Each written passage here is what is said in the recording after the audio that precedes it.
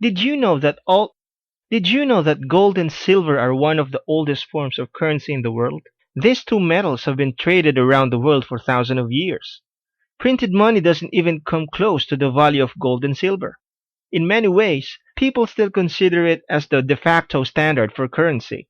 In the past, gold has always been known as a symbol of the rich and the elite. Silver is also precious but in more functional ways. Gold, we see it as jewelry and silver as silverware. Gold and silver is a sign of money and power. They are soft enough to be molded into different forms, and its form gives beauty that entrances people.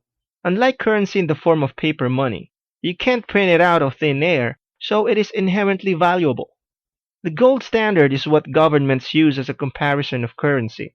When a government is using the gold standard, it means that they are basing their currency and valuations on a worth equal to an amount in precious metals, namely gold and silver. The United States used to use the gold standard.